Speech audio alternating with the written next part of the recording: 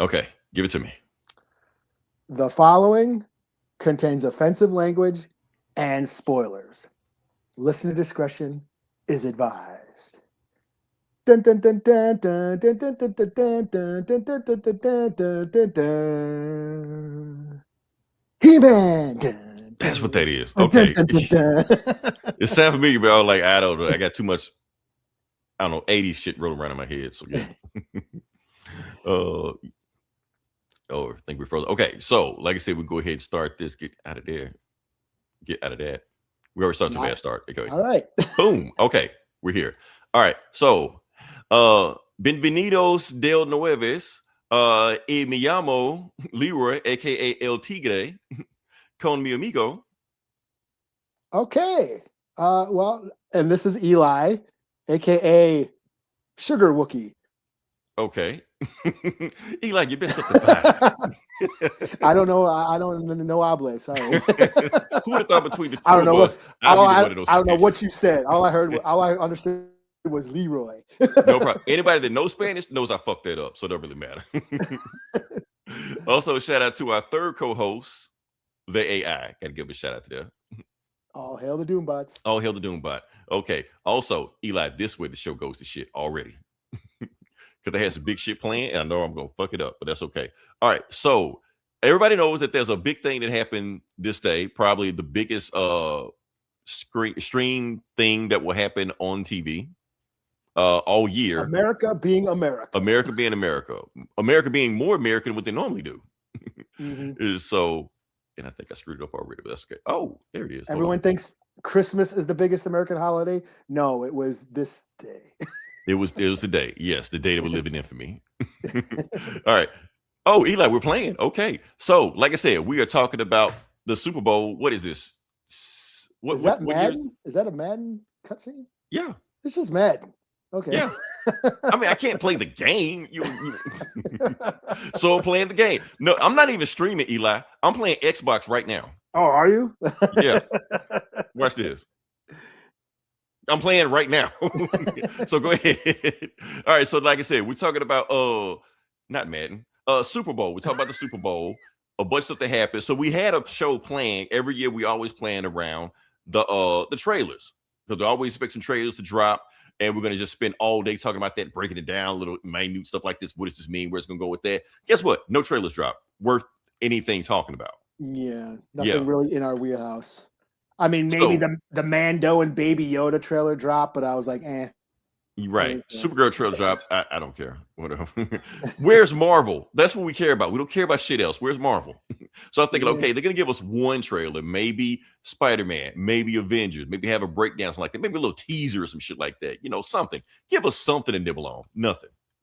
So we had some whack ass commercials on the biggest event of the year. Eli, I don't know what the hell's going on. This is a sign of the times. I don't know. First off, I guess it was like a shit Super Bowl. Nobody gave a fuck about either one of these teams. I did. Did you? Okay. Yeah. That's why I'm going to throw it to Eli, because we're going to talk about some other stuff in here, but we're going to do sports commentary, because I'll be honest with you, now that the Super Bowl is over with, I want to say I am so thankful that this shit is over with. I don't have to pretend to like football anymore, pretend to talk about football anymore. I know it's a nerd podcast. You're one of those nerds, aren't you? I know, Eli, I know I'm perpetuating stereotype. I know that. But fuck it, I'm gonna do that for right now. But since we got to talk about the Super Bowl, and you saw it, and I barely paid attention. Honestly, I was doing shit, I couldn't really pay attention to it. But give your insight on what happened. Give your recap, if you will. Well, the Seahawks won, and I was glad, because fuck Boston. That's one. Yeah. Okay, that's how checked out I was. Yeah, the Seahawks won. I was actually actively rooting for the Seahawks. The baby mama's in town, and she's from Washington, so that's her team. So her team was in the Super Bowl. Not only was her team in the Super Bowl, they won the Super Bowl. And I'm like, as a Vikings fan, like, damn, how's that feel? Yes, because I'm a Vikings fan. Now, the reason why I had an active interest in this game, because I have been following the Seahawks this year. And the reason being is because Sam Darnold, their quarterback, was the Vikings quarterback last year. Oh, yes. okay. So Sam Darnold, first year, He was the backup quarterback because our main quarterback got injured. So he was out for the year. So he was the backup. First year quarterbacking for the Vikings. He took us to the playoffs last year. Yes, Sam Darnold. First year playing for our Vikings, took us to the playoffs. And what do the Vikings do? They get rid of him. And then he goes to the Seahawks. First year playing for the Seahawks, he takes them to the Super Bowl and wins the Super Bowl. So yes, the Vikings management are the dumbest of all fucks. Yeah.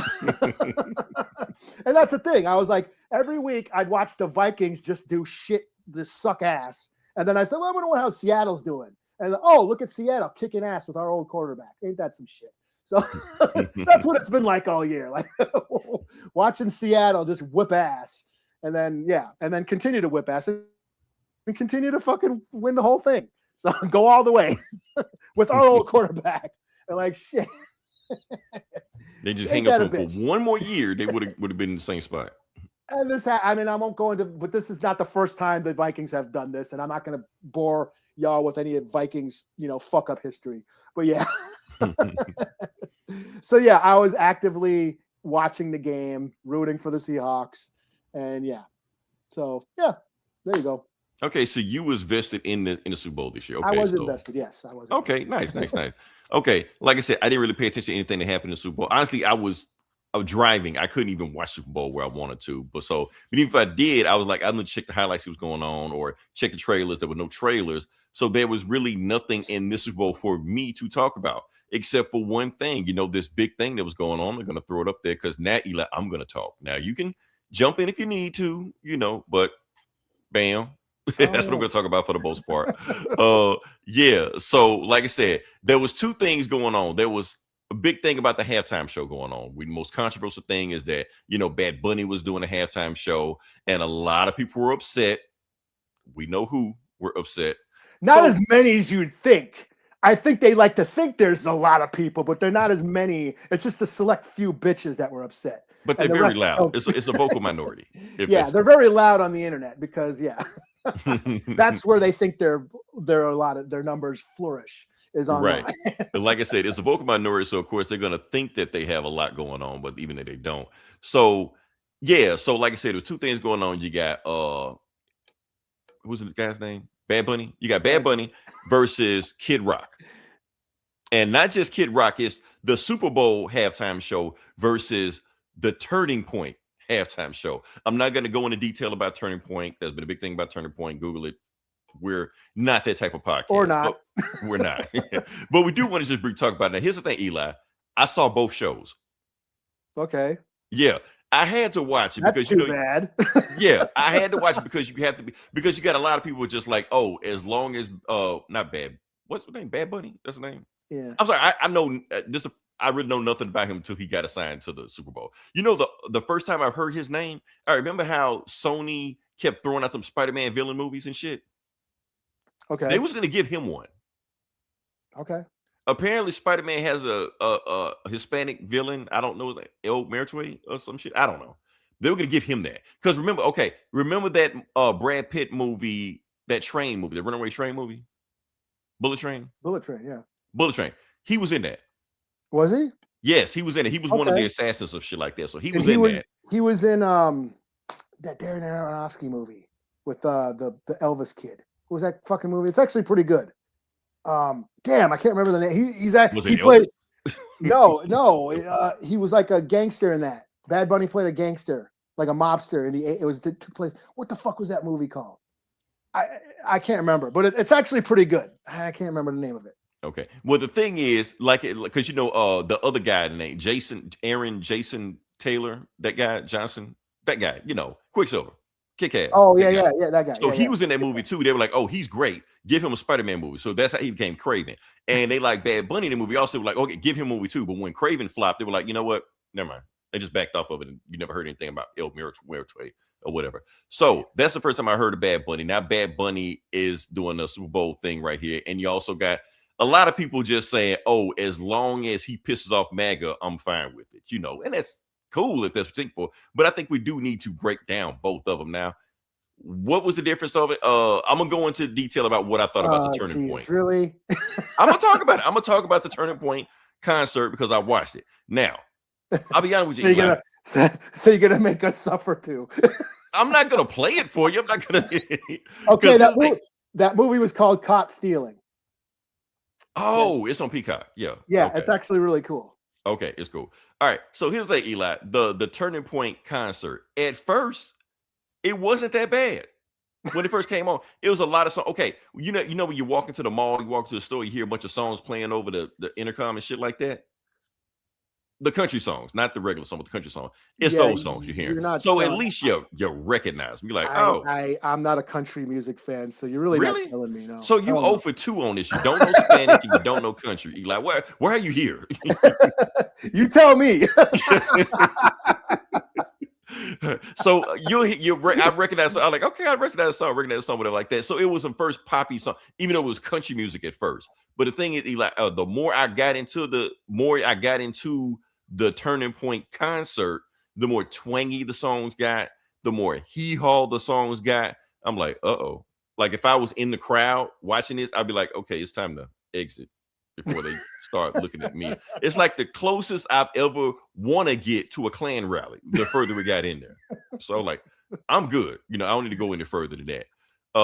That was that. It's like I was tolerating it, and then Kid Rock showed up. He was the worst fucking performance of the whole thing. Why is the worst guy the headliner? I don't understand it. Doesn't make any sense.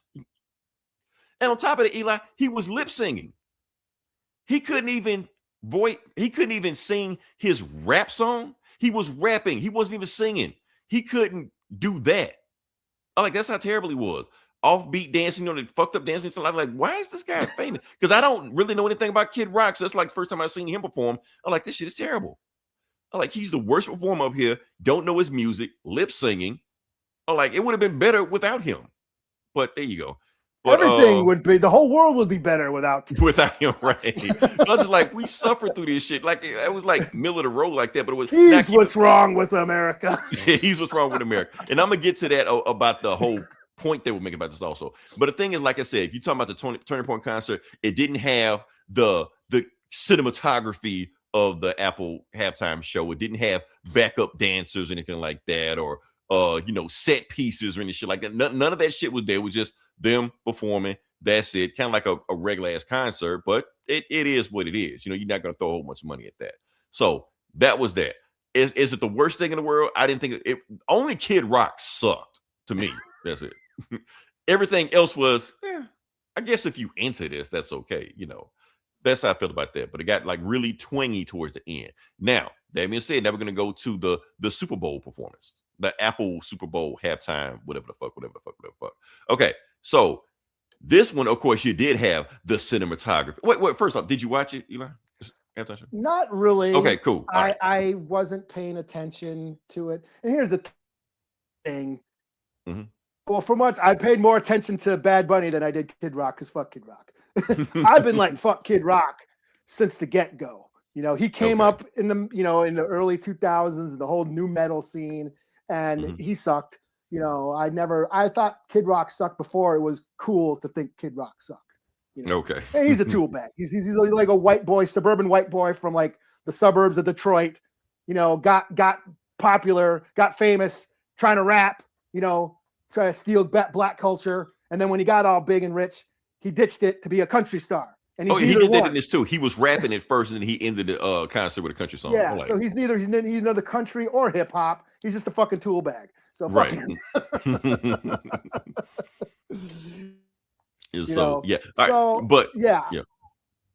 But yeah, I mean, I have no idea of like what Bad Bunny song. Like, I'm a metal fan. I'm a metalhead.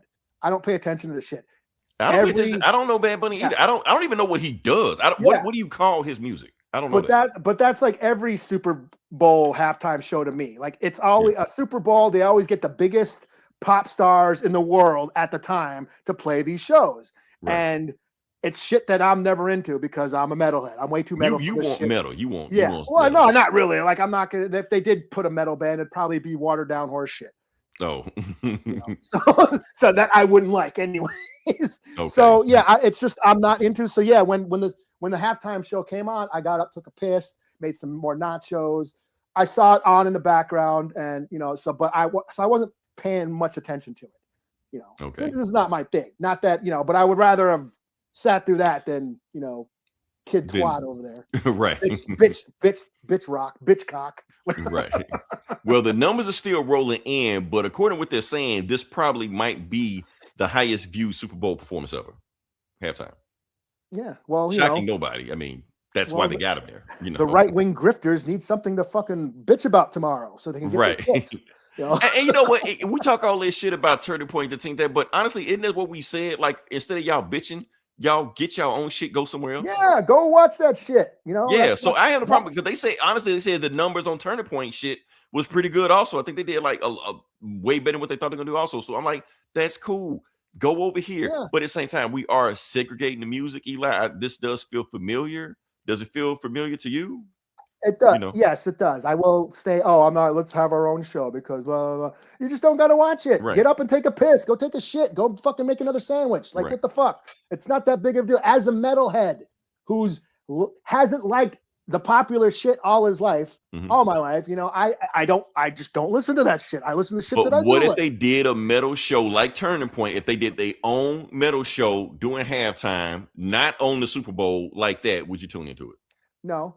Because if a metal band was on Turning Point, they're fucked. Not Turning Point, not Turning Point. I'm just saying on a separate YouTube channel, their own channel. Well, they do have those, and I do watch those. Yeah, that's all I'm saying. Like, if everybody just had their own shit, whatever, they could watch stuff like that. Like I said, I don't know anything about Bad Bunny. I don't know his music. This entire performance that he did, like he said, he's gonna do it in Spanish, Espanol, habla Espanol. No, not a lick of English in it. And he held to his point. There was no English in this shit whatsoever. He just went up there and just did Spanish. So I didn't understand a single word out of his mouth. I did say, I did see Lady Gaga up there at one point. Lady Gaga was up there, which is weird because Lady Gaga isn't Hispanic. But she's from New York. So, honestly, I looked up online why she's there. Let me see if I got it. Yeah. The reason she was there, because Bad Bunny's a fan of her. That's all. Okay. Oh, there you go. He's a little monster. So, yeah. I don't know what that means, but that does sound cool, though. That's her fans, but yeah. Oh, okay. Eli, I myself am a little monster. See how much I don't know about you are not plugged in, Eli. You are not into the zeitgeist. Yeah, I'm too much underground. I'm straight out the sewer. Right. But my thing is this, like I said, she was the only English part of the whole thing right there. But that's it. But the funny thing is, she was singing a Bruno Mars song. Bruno Mars is Latino. Bruno Mars wasn't there in a performance celebrating Latino culture. Bruno Mars was on the Super Bowl, I remember one time. Right. He was on, so was Lady Gaga. But why wasn't he here? It almost seemed like a specific fuck you to Bruno Mars. But you know what? That's cool. You know what, Eli? I'm kind of glad I didn't understand a fucking thing that was going on in this not the podcast, but halftime show. Because the thing is, okay, last year was Kendrick Lamar, right? Oh, yeah. That's right. Okay, now, Kendrick Lamar. Now, it's funny because people say I ain't understand Bad Bunny, but I ain't understand Kendrick Lamar either. That's fine. But the thing is, Eli, me personally, even though I'm not into whatever the fuck Bad Bunny is doing, I am plugged in to Kendrick Lamar. I do know what Kendrick Lamar is doing. But at the same time, I think I was too plugged in to Kendrick Lamar because he had so much symbolism going on in his show. I couldn't sit down and just enjoy the show. Oh, his dancers are making the American flag. What does that mean? Samuel Jackson is Uncle Sam. What does it mean? So I'm sitting here watching, picking apart, analyzing metaphors and what does this mean? All this shit like that. Instead of just thinking, yes. Yeah, instead of just dancing and salsa in my living room and shit like that. Listen to gasolina, gasolina, just enjoying this shit. I didn't give a fuck, Now, did Bad Bunny have a whole bunch of symbolism shit like that? I'm pretty sure he did. I'm pretty sure there's gonna be all kind of think pieces and shit like that. This ain't the podcast to do that. Because, like I said, I don't know enough about that shit or what he was doing to know that. But I can see a little bit of symbolism on it when he gave the Grammy to a little Mexican boy or Puerto Rican boy, whatever you want to call it like that. Yeah. Obviously, that's symbolism right there. The fact that he did the whole show on a taco truck, that's symbolism there. Yeah. So the whole and that's MAGA's worst nightmare or Kid Rock's worst nightmare right there. You got 100 Latinos marching down the football field, using flags.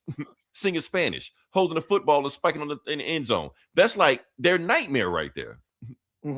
Speaking not a lick of English. That's why they made this shit. They're scared. This is their worst nightmare. Yeah. That's why they got ICE rounding up everybody left and right like that. But because they don't want this to happen.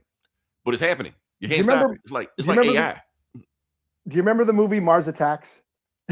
let's bring it back to geeks. It's that. It's very much that. Every alien invasion movie is this. No, I'm not even saying that. At the end of Mars Attacks, after they defeat the aliens and all that shit, but the world's left in devastation. Cities are in ruins, and then it shows they're in Washington D.C. and they have like a mariachi band playing the Star Spangled Banner. And it was funny. It was funny at the time, but also kind of fitting. Like, yeah, they're part of, it's irony, right. A Mexican band playing the Star Spangled Banner, the funny thing about it, like, even though I did understand some things, not Benny Blanco. Who the fuck is that his name? Bad Bunny. The guy we're talking about. The guy. Who is Benny Blanco? Bad Bunny. That's a Carlito's way, right? From Carlito's way. Okay, I've always thought they were the same guy. I thought he named himself after Benny Blanco from the block from Carlito's way. From the Bronx. But isn't that Benny Blanco, like, married to, what the fuck's her name? Come on, man. Okay, you two plugged in for me. I don't Selena Gomez. You two plugged in for me, man. I don't know that much about Hispanic culture. See, I got my finger on the pulse of the youth. No, you got your finger on Selena Gomez. That's what that is. But back to this. Okay, like I said, you got a whole bunch of stuff going on right there. And the thing is, so you got Kid Rock over here preaching about my America, this is the real America, like that. Meanwhile, Bad Bunny over here, he ended his halftime set shouting out all the countries in the Americas, not just South America. He gave a shout out to United States, because I heard Ustedes Unidos, Unitas, or whatever like that. And he also said Canada. I heard Canada. So He was basically saying, this is America. This is all the Americas. We are one America. While he's preaching unity over here, they're preaching division over here. That's why we go back to this is what I keep talking about, because all that shit they're doing, they're just doing this. Yeah. So that whole turning point, that's what they're fucking up at right there. Instead of just break, but they're scared to embrace it because they know it's going to, basically any power they have is bringing them down. Yeah, because they're afraid that they're going to get treated like us. Yes, that's what they're scared of. Here's the thing: eventually, we're all going to have to learn Spanish, Eli. Hopefully, me and you are still kicking around when it happens, but it's going to happen. Hell, every other country in the world is bilingual in something. Yeah. We're the only ones that don't. We don't know the metric system. We're going to have to learn this shit. So that's all I got. So which one was the better performance? Obviously, Benny Blanco, not Benny Blanco, the guy. Bad Bunny. Him, yeah. I'm sorry, I just watched Carlito's Way the other day, so yeah, it's stuck in my head. But yeah, good movie. Good movie. Yeah. Okay, I reloaded. It's not like anything else you got, Eli, with this, or no? I think we covered the Super Bowl. Okay. Pretty terribly, but we did it. It happened on a comic book podcast. Yeah. Okay. Now we can dig into some other shit. Okay. Now, Eli, you saw something on. I don't know what you saw, but okay. Yeah. What did I see? You saw Megan Thee Stallion. Oh yeah, I always see her. You always see her. Selena Gomez and Megan Thee Stallion. You are on the finger with that. So yeah. No, I guess she's producing her own anime. Okay. So I mean, for those who don't know, I guess Megan Thee Stallion is a huge anime fan. Yeah, dressed up in cosplay Sailor Moon. Cosplay is Starfire. I guess she's probably the most accurate Starfire I've ever seen of anybody play. Yeah, and she's cosplayed as a lot of anime characters. So I guess that's her thing. Well, I guess she's producing her own anime with Carl Jones, the guy who did Boondocks. Yeah, and Black Dynamite. What the cartoon name, Black Dynamite. Okay, yeah. So not sure what it's about or what's going on, but I guess so yeah, what I get that this post I showed you the other day that I sent you, I guess she went and did her vocals. She's also voicing a character in the show. And it's gonna, I guess, go it's a series going on Amazon. She says it's going to be full of everything anime fans like, ass kicking and all the crazy shit, that, otakus are into. So, Yes. yeah, that's about it. I was just throwing it on there, and just, yeah, let's make it Thee Stallion. That's cool. My thing is this. I think a lot of people throw that anime and manga word around too much. They just kind of throw around anime for any cartoon they like. Like it's probably gonna be an American cartoon and they got shit to do with like if it's got to be Japanese to be an anime, or at least from Asia to be an anime. All right. But yeah, I guess I get you. Here's my thing, because I know a guy in Mississippi that said he wanted to make his own manga. I'm like, that's not how that works. You just can't. You're making a fucking comic book, man, but they don't want to use the comic book term because it puts them in a box. But you're making a comic. You're not making a graphic novel, right? Like you're not Japanese. You're from a bullshit town in Mississippi nobody heard from, so you can. I think it could be influenced by that. Like you can be influenced, but you're not. It's like Kid Rock is influenced by rap, but he's not a rapper. It's the same thing. It's cultural appropriation if you really want to boil it down to it. Yeah. But Boondocks. Boondocks was an American animated TV show, but you could see the anime influences in that show. Well, Boondocks is a different situation. Okay, so the thing about Boondocks is that it actually had an anime studio making some of those episodes. Mm-hmm. So that's probably where you can see that style coming out. Yeah, not every episode. You can tell the episodes that had the anime studio on them. So, like a lot of them action scenes were like action scenes from the same studio that was making that stuff. So it was very obvious. So is it, or even like in the 80s, like Transformers and G.I. Joe like that, Japanese studios made those intros. Yeah. Yeah.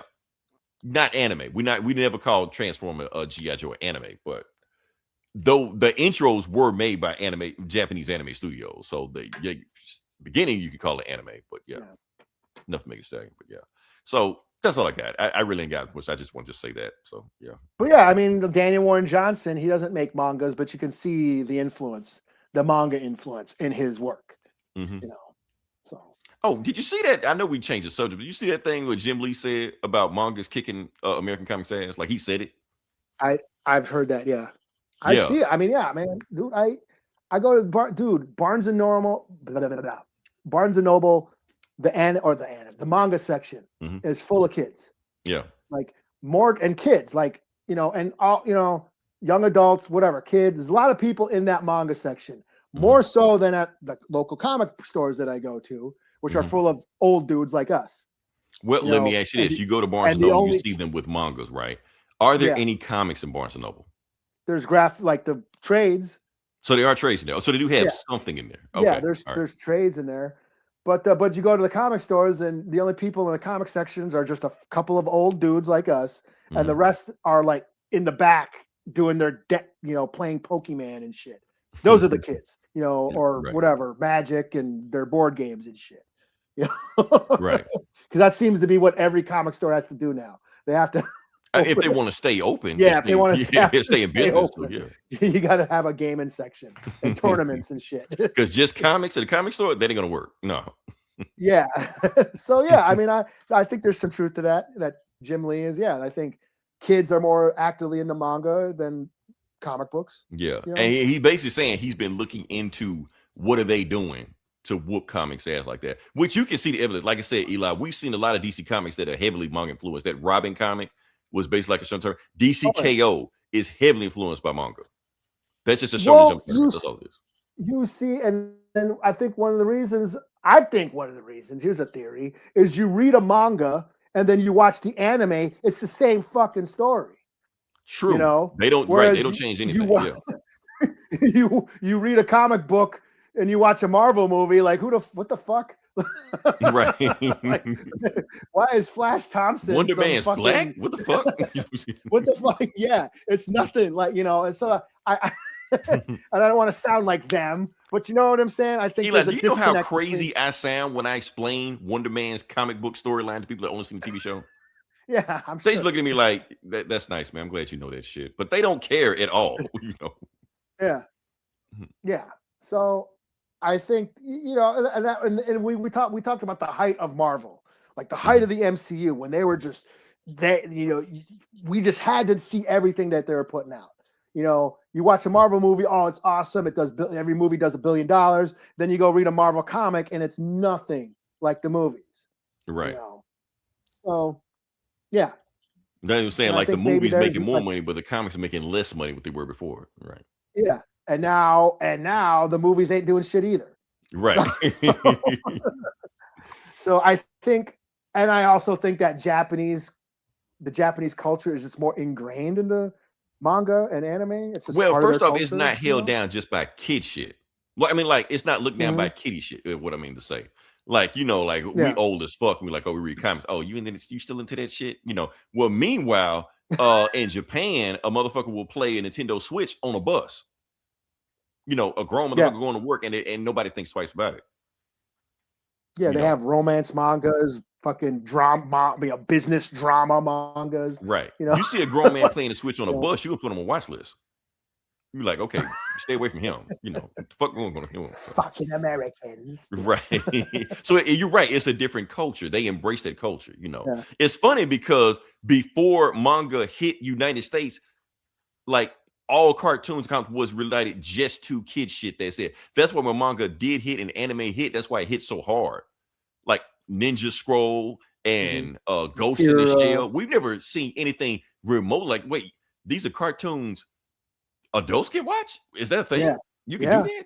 So, I mean, we had a few like heavy metal and like, fire and ice. I mean, there was a few here and there, but they were like few and far between, where it was like Japan, that's just, now we're finding out that, Transformers was other things and Voltron and were a whole other show. And, like that's what they've been doing, for decades. Right. Battleship Yamamoto and Battle of the Planets is Gatchaman. And you know what I mean?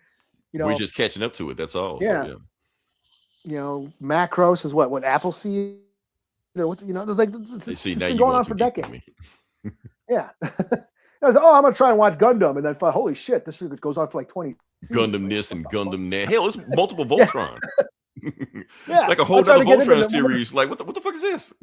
Yeah. Voltron was a dead. Like the reason why it got big in America is because it was a dead property in Japan that they just took and re-edited. That's what Voltron is. Right. Voltron is a re-edited, and with different dialogue and American voice actors of an old, Japanese anime that kind of came and went that no one was into. And so, and if you really want to feel old, Lion Force or something was called in Japan or some shit. Lion Force, some shit like that. Yeah. So if you really want to feel old, Dragon Ball Z last episode aired today 30 years ago. Not the beginning of it, the last episode when it ended. That's crazy. Dude, I was like, we're trying to get into Naruto. I'm like, holy shit. It's a lot. Now, there's a cheat sheet, Eli. There's a cheat sheet. For Naruto? You gotta skip some of those fillers. I can send you the cheat sheet so you know what to watch, what not to watch. Well, yeah, still a lot of shit, but at least you can some of those episodes. He's like it's like 20 minutes of him deciding how to throw a punch. Like right, internal monologue and shit. Yeah, flashbacks of when he was training how to do the punch and then, eating ramen. For like half the episode. Like holy shit. Oh shit! All right, enough of the anime bullies. That's it. Watch to be the only part of the episode that's spite. All right, now these guys suck. Right? Because now we're gonna talk about the shit nobody wants to hear about. This is the next part of the podcast. We talk about the comic books, the comic bullies, American comics, American Western comics. Sorry, y'all. Comics from America. Comics in England. Right. Eli, these kids don't even know how to read the comics because with manga you read from the left to right or some shit like that. Yeah, you read it backwards, or they don't know how to read. They look at the other way. Maybe we're reading it backwards. Yeah, they read it. They already reading the end of the page and flipping it over like this. The end or the beginning. I don't know what the fuck to do. Like, no, you read it the other way, man. That's fuck it. Two different worlds, Eli. Two different worlds. But yeah. Comic books, we're gonna talk about it. Eli, I'm gonna let you go first, see what we got. So okay, let's see. I guess I'll start out with DC and AEW or DC times AEW, DC X AEW. I guess. Yeah. You confused the hell out of me with that. If Well, it it's sounds an good to X. you, okay. Is it times or an X? Like, what does that mean? V. It's not V. Yeah, 10. DC and AEW. I'll just say that crossover. The Forbidden Door saga. So, for those who don't know, AEW, All Elite Wrestling. It's a pro wrestling show that I've been actually a fan of for a while now. I've been watching it on and off since it began. But I've been into it lately. And so they did a cross promotion with DC. Now, before you go any further, aren't they owned by Warner Brothers? Probably. I mean, I don't know. I don't know how the pyramid scheme goes. I don't know. I'm not aware. But they are on you can stream AEW on HBO. HBO Max. All episodes are on there. So anyways, they've been doing this cross promotion with DC. And they decided to do a comic book where the Justice League team up with a bunch of AEW wrestlers. So this starts out, there is like an intergalactic wrestling tournament with the Wham. What is it? I guess this Wham is a wrestling league that was in the Flash comics, I guess. Got me. That's too deep for me. So. And Mercedes Moné, she's one of the women's champions. She calls herself the CEO of AEW. She was Sasha Banks in WWE. And she was also on the Mando as one of the Night Owls. No, she was on Mando. Okay. Yeah. So she's one of the champions, and she's wrestling. What's her name? Star something, right? What was her name? Star Shame. Star Shame? Decelia Star Shame. Okay. She was in the Flash, I guess a wrestler from the Flash comics. Anyways, she gets beat by Mercedes Moné, but then she takes the belt, this intergalactic super belt, and breaks it. And it shatters. And I guess the belt is made out of the nth element or the nth metal or whatever. What, Hawkman shit? Okay. All right. Yeah. And it gets shattered. Wait, she broke something that made out of nth metal? Yeah, she, in a rage, she, You can't do that. Well, she did. Starshame destroyed the big intergalactic belt instead of handing it over. Okay. Scattering the shards throughout the galaxy, or throughout the DC universe. So the Justice League are like, oh, we got to go find these shards because if anybody gets all these shards, they're they can fuck shit up because it's made out of this precious element X. They can rewrite reality and all that shit. Well, Element X, that's from the New Gods, so that's different. But yeah. Okay, so there you go. See, you can tag team. We covered Final Crisis. We covered it in. All right, cool. All right. So the Justice League, we got to go find these pieces of the belt and recover them. And then all the AEW roster, all the wrestlers come up and say, yeah, well, actually, I won that, but Mercedes Moné's like, I won that belt, so that belt is mine. Mm-hmm. And she's like, so we're gonna have to just help you guys find these pieces. So basically, all the Justice League members team up with an AEW member, and they all go looking for a piece of the belt. And first off, we have Nightwing and Will Ospreay. He's actually he does a lot of flippy, flying luchador type shit, and he teams up with Nightwing. Okay. And they go to Bloodhaven and they fight the not the Hand, League of Assassins. Okay. So they fight the League of Assassins, get their piece. We go to Guy Gardner teams up with John Moxley. Did he have another name in the? He was Dean Ambrose in WWE. He teams up with Guy Gardner. They go to Gotham and they fight the mutants, the mutant leader. Okay. They have a piece of the shard, and Guy Gardner Guy Gardner uses his ring to form a football team to because he played football in high school. And he tackles the gang the mutant gang with his football team, ring power. And then John Moxley beats the shit out of the mutant leader and takes the shard. And then we have Hawk Girl and Hangman Adam Page. They go after where do they go to? They go to the streets of Limbo Town. So some of the shit I'm not familiar with. So Limbo Town, and they meet up with the Grim Magistrate. Okay. He kind of looks, and then he's got a bunch of zombies. Grim Inquisitors. I thought like Solomon Kane. One of them looks like Solomon Kane. Or Solomon Grundy, sorry. I was gonna say like Solomon Kane, another wrestler or something. Okay. No. So it's Hangman Adam Page. He's a wrestler, and Hawk Girl. They fight this Grim Magistrate, and beat the zombies and take back their shard. Then we got Jon Stewart and Swerve Strickland. He was that one guy that dressed up as the Green Lantern in that one pay-per-view a couple months ago. That guy. Okay. Yeah. You sent me that. Okay. Yeah. So they go to they fight Deimos, a sorcerer named Deimos. I think that's a Wonder Woman villain, but I'm not 100% sure. But it sounds like Wonder Woman villain. But yeah. And they beat him, Then we have Harley Quinn and Orange Cassidy, and they take on the Royal Flush Gang. Oh, okay. Yeah. And they beat them.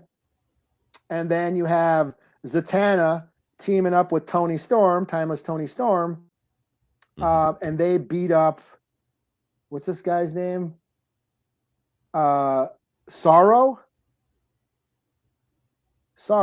Is it Johnny Sorrow? Johnny gets his revenge. Yeah, Johnny Sorrow. Did he have a mask?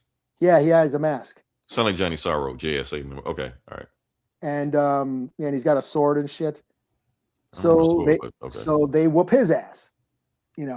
Then we got Wonder Woman teaming up with Willow Nightingale, one of my favorite wrestlers. I got her figure actually. Okay. I love Willow. And they go against how do you say this? Echidna? Echidna? Yeah. That's what Knuckles is on Sonic the Hedgehog, but yeah. Okay, yeah. And the Mother of Monsters or whatever. And they basically fight like an army of darkness, like a bunch of skeleton swordsmen. So they whoop her ass. And then in Gotham City, we have Batman teaming up with Darby Allin. He's like a goth skater wrestler with a skateboard and shit. He must have a lot of movement in it if he's teaming up with Batman. Yeah, he takes a lot of damage. Okay. He's like really hardcore wrestler. He like climbed Mount Everest last year for real and stuck an AEW flag on the top of Mount Everest. And he's a skater. He does a lot of he does those. They're not gonna let just anybody team up with Batman. So like John Moxley. Like John Moxley loves deathmatch shit. So they're always getting bloody and fucking each other up. So yeah, Batman and Darby Allin, they take on the Joker. Okay. Whoop his ass. And then we have just Bruno Mannheim has hired Bane to get a fucking a shard, but Kenny Omega. So it's Kenny Omega versus Bane. Nice. Okay. I almost feel like Kenny Omega like specifically asked for that. Yeah. Give me Bane. I want him. Yeah. So of course Kenny Omega whips his ass. And then you have Aquaman and who is that? She's in a fucking Mercedes Moné. So Mercedes Moné gets in like an Aquaman suit, and they go underwater and fight the Trench to get their shard. Oh, gotcha. Okay. Like those crazy piranha monster things. Yeah. So they fight the Trench monsters, come back up, they get their shard, and they bring it back to the Thanageria or whatever, and then Aquaman's like, you. And then Mercedes Moné hits Aquaman over the head with her gun and shit. And then it's Lex Luthor. It says, here's now we have all the pieces to the belt. And Herman, she hugs Lex Luthor and says, yeah, we are going to be the new CEOs. And that's where it ends. Is that a thing, or they just saying CEO? Okay. CEO. Well, Mercedes Moné is like the CEO. She calls herself the CEO. Okay. Of the, she has multiple belts, so she turns out to backstab everybody. So she's in league with Lex Luthor now. Gotcha. And she puts the belt, and she puts that belt on Lex Luthor. So Lex Luthor got the belt. Okay. Yeah. So it's So that's where it ends, and I guess this is going to be like a mini series. And really? Okay, so not a one shot. They can keep it going. I'm here for it. Like it was, as a fan of AEW, I had a lot of fun with this. Yeah, because I'm pretty sure AEW is a Warner Brothers property, so they can just cross over and it's no big deal. Yeah. So, I'll give this a 4 out of 5. I enjoyed this. I had a lot of fun with this. And also just to touch up on what's been happening in our current times, the other night on Dynamite, Wednesday night on AEW Dynamite, Brody King, he's a wrestler. He's taken out a very anti-ice stance lately. Okay. I mean, because he was tag teamed with Bandito, a Mexican luchador. Yeah, that was his tag team partner. So he's been wearing abolish ice shirts and all that. Hold on. I got you. Hold on. Yeah. Oh yeah. Let me see. I don't got you. My fault. I didn't get it. My fault. Well, Daniel Warren Johnson, he teamed up with Daniel Warren Johnson. There's some indie comic they're doing called Tales from the Ring or something, or Tales from the Road. And it's supposed to be an anthology about pro wrestling. And Brody King wrote a story in it. And I guess Daniel Warren Johnson drew one of the variant covers. And it's a picture of Brody King wearing an abolished ice shirt that he's worn in the ring before. Thank you for talking and filibustering. I got it. Okay. Bam. So yeah, there it is. There's the Daniel Warren Johnson cover. And as you've heard, if people who listen to this show know, I'm a huge Daniel Warren Johnson fan. And Brody King is actually the singer of what's it, The Gods Hate? It's like a metal hardcore metal band. He's actually a vocalist. Anyways, the other night on Dynamite, he wrestled MJF, in a tournament match to get for the title, because MJF is the champion. Before the match started, the crowd started chanting "fuck ice," and the fucking the referee purposely delayed the bell ring so that moment could resonate.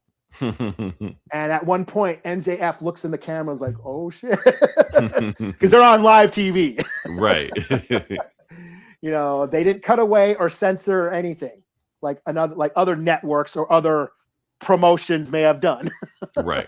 They let it ride. Play it back through and bleep it out, but yeah. Yeah, they let it ride. It went viral and it was awesome. And it was a pretty cool moment, So yeah, I just wanted to put that out there too. So, and next week, there's a pay-per-view, AEW pay-per-view, where Brody King will wrestle for the title against MJF. So, okay. If I got enough, just one big cross promotion. So yeah. And if I got enough money, I'm gonna get it. I've actually been ordering throwing down. Me and Izzy been throwing down, watching, pitching in on the pay-per-views every month. So. Okay, I figured they'd be on HBO Max. I didn't know they are. Well, you got to pay for them. You get a discount if you're an HBO member.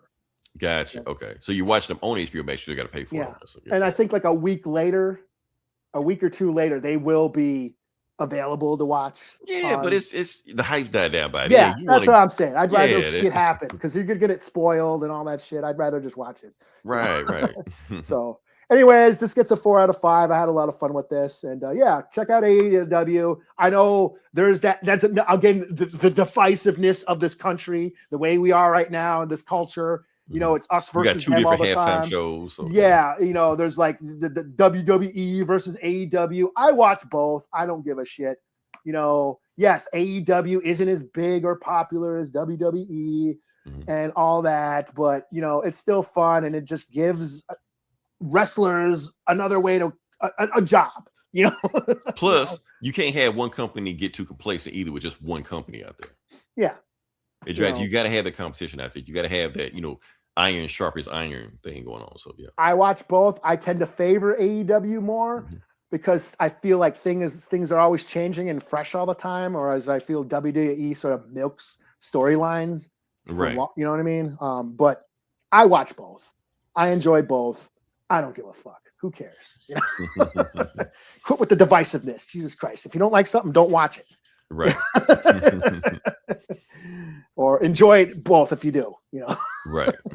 So yeah. All right. So like I said, now here's the thing, Eli. That whole time you were talking about DC versus AEW, I was thinking it was a KO crossover. That they gonna like jump over. Oh, okay. I thought that's how they advertised it. Cause remember they did the whole KO crossover. They was announcing this too. So I'm like, oh, it's all KO. It's not. I do remember that. I remember they were advertising DCKO during like the AEW shows. Right. That's what I'm thinking. So I'm thinking like, okay, they're gonna stop fighting these people and fight them. Like, nah, it's just a thing. But yeah. That being said, now we can talk about DCKO. Okay. We're gonna talk about DCKO Boss Battle. Ooh. Here's where it happens. The whole thing where they've been like really, really promoting it, like it goes down. It goes down. Superman versus Homelander. It goes down. So this is a KO book. This is a KO book. Yeah, it's KO crossover. Oh, it's not like the main KO book. No, it's a KO. It's like a tie-in to the KO. So, okay, it's a tie-in. So I feel like technically you could just skip this and you'd be fine. And I did. I mean, you could, but why would you want to? Here's the Eli. I'm gonna need your help on this. Okay. Because I know you didn't read this at all, but I feel like you're gonna know some stuff about this that I didn't know. Okay. So that's what we're gonna talk about. So that's what we're gonna do. We're gonna talk about DCKO Boss Battle, where they fight the people that they said they're gonna fight. Superman versus Homelander. It happens. This is where it goes down. So, bloop, get us in there. So let's start this bad boy up. All right. So book starts off with so they're on Earth, even though it looks all fucked up as shit because it's been dark side-ified and apocalypse-ified, it's like that, it's get fucked up. So you got Gorilla Grodd and World Forger. They're recovering because they got the ass beat by Booster Gold. If that sounds weird, it's supposed to. I'm not gonna get into it. That's what happened. So they're just like, what the fuck going on? This Earth? The Earth is fucked up. They're like, yeah, the heart of apocalypse screwed everybody, cheated in the game, and took over everybody, regardless of what they was gonna win. It's gonna do anyway. And then it's like, look at that. And it is exactly what we left off the last DCKO. The Superman, the winners of the last round versus, like I said, the absolutes. Is that what we call them? We call them absolute universe. Okay. Yeah, the absolutes. Yeah, there you go. I think I coined it. Okay, DC, y'all owe me a quarter every time y'all say it. So, yeah. So the fight's about to start. Like, and that's when World Force is like, no, and he slams his hammer down and stops the fight, freezes the fight. So the absolutes are frozen in time, while the regular heroes, the people we know, they're just regular. So Joker's just like, okay, cool. Why don't you slit their throats and just call it a day? Let's be done with it. Which is actually not a bad idea. It's actually pretty smart. But then World Force tells them, you touch them, the fight starts up again. And that's what Luther said. Let me guess. If we fight them, we lose. And World Force like, badly. They will beat your ass if y'all fight right now. So the thing is, because y'all need Omega energy to fight, to win this fight, they're born from it. You just adopted the Omega energy. So what we're going to do is I'm going to raise 4 of your teammates from the dead to help you, give y'all a fighting chance. And the fighters he brings back is Black Lightning, Plastic Man, Batwoman, Starfire. Okay, brings back. And also, what I'm going to do, because of that whole Amanda Waller shit where she cut off the multiverse, they still hadn't fixed that yet. But World Forger says he's the only person in this universe that can still see the multiverse, has access to the multiverse. I don't have a lot of power because Booster Gold beat my ass when we last fought, but I'm going to use the last bit of power I got to create 4 fissures in the multiverse. I'm going to send y'all there, and y'all going to find some fighters in the multiverse. Fight them, beat them, and the more you beat them, when my hammer fills up with Omega energy, I'm going to bring you back, and maybe, just maybe, you have enough energy to fight these guys. Because right now, if you fight them, they'll kill you easily. So, and he's like, Godspeed, and sends them to the multiverse. There you go. So that's what you got. So where the fight first starts off, you got Plastic Man and Black Lightning stopping in some tournament. And then you got this guy says, who interrupts our Mortal Kombat? Fight.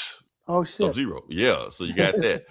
And you got Wonder Woman going to teleport into some Coliseum. And she's just like, this is where the most dangerous women in the world fight. Diana of Themyscira, Wonder Woman, versus the Scarlet Scourge, the Crimson She-Devil, Red Sonja. Oh, damn. This is where I'm conflicted, Eli, because I kind of want Red Sonja to win. but I shouldn't because it's against Wonder Woman, so I'm conflicted. And then we got Joker showing up in this house, and he sees a doll, Annabelle. Oh, no shit. Have you watched those? I've never seen any of those movies. I've seen a few, yeah. Okay, so it's Joker versus Annabelle. Okay.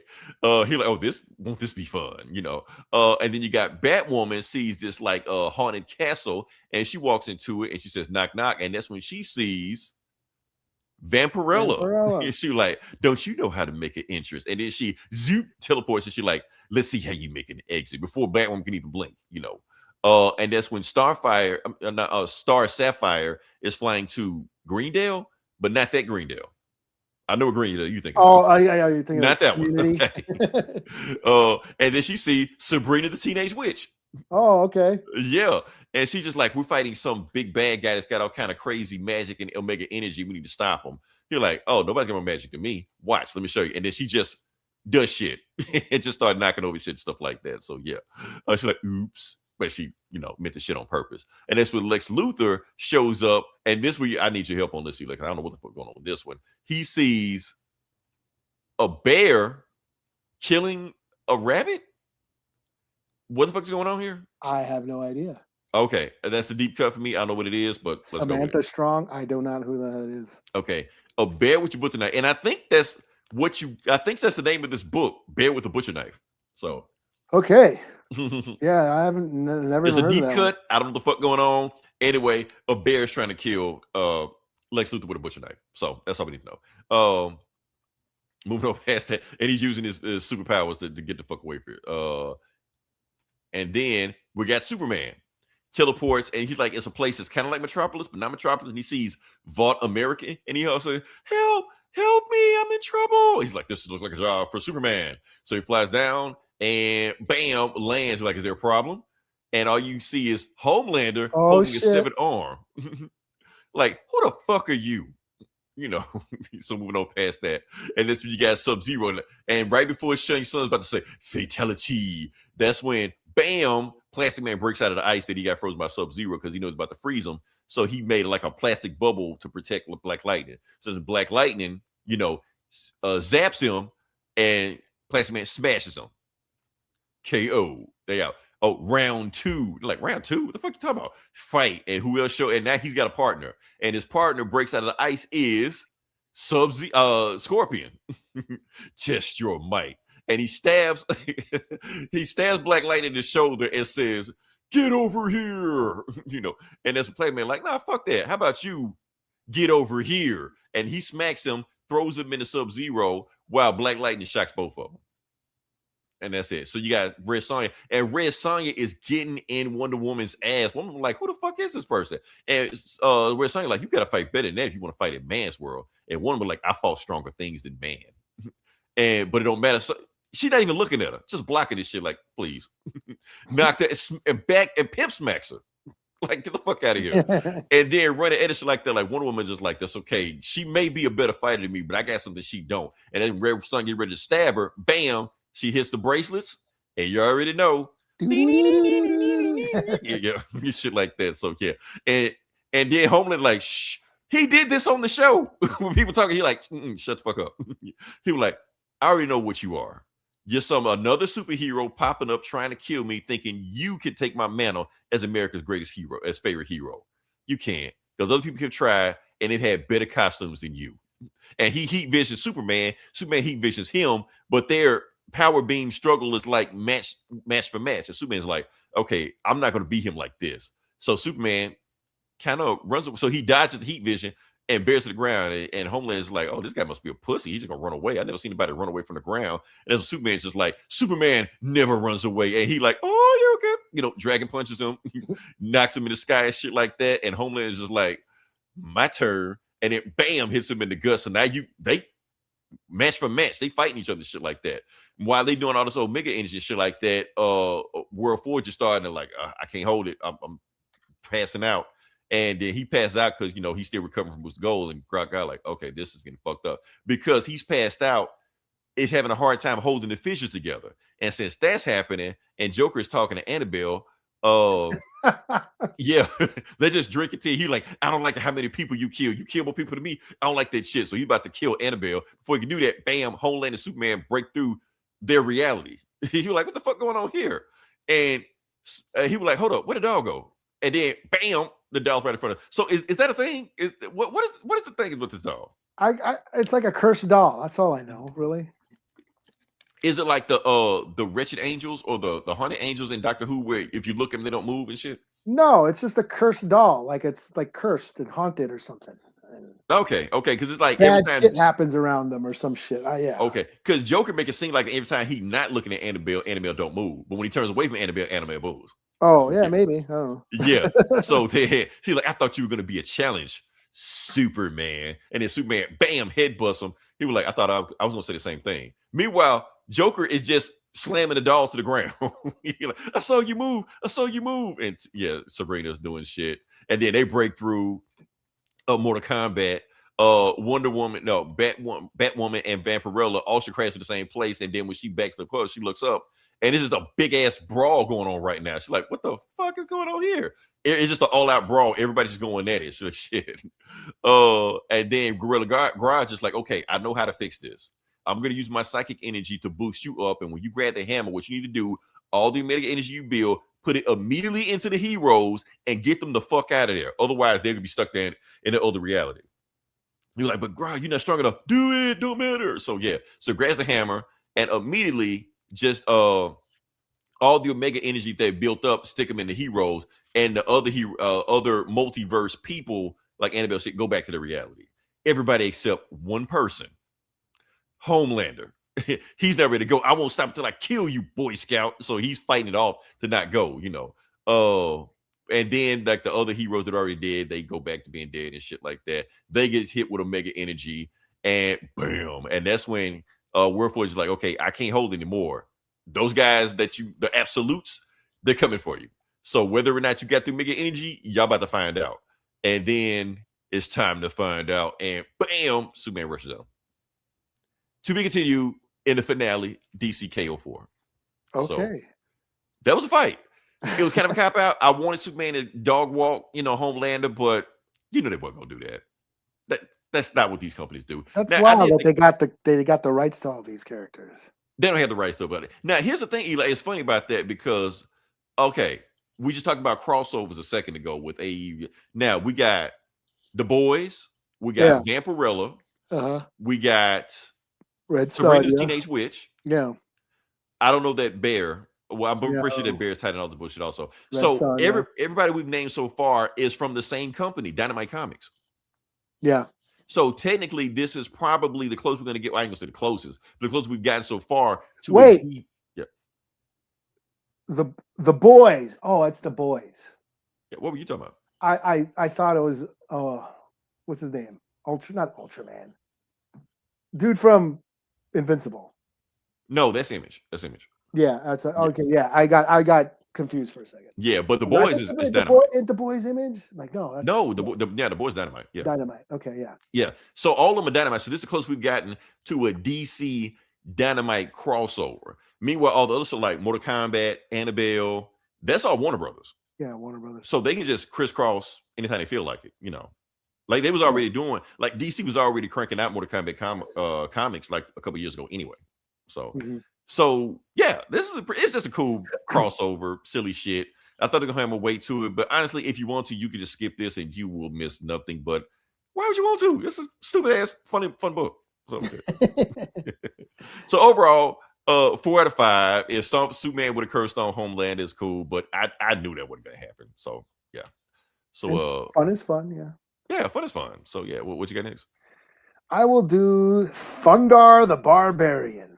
Okay, I have some thoughts on this. Okay, number 1. Did you read this? I did not. But I have thoughts anyway. This will be my book of the week. Really? Thundarr The Barbarian? Yes, I've actually been waiting for this. Okay, so here I come. About to get on camera. Okay. Oh no! I'm wearing the shirt. Good. Get in there. Okay. I love this show. It was a cartoon from when I was a kid. One of my favorite cartoons of all time. I even have the DVD set. You got the DVD set of Thundarr the Barbarian. You're the Yeah, biggest Thundarr the Barbarian fan on the planet. That you know. That I know of. Maybe there's some secret society that I'm not plugged in like that, But Yeah. No, I loved this cartoon as a kid. It came on in the early 80s. Yeah, Saturday mornings, loved it. And yeah, just always been a fan. And I was actually waiting when I heard about this. I got so stoked. Oh shit, they're making a Thundarr the Barbarian comic, Dynamite.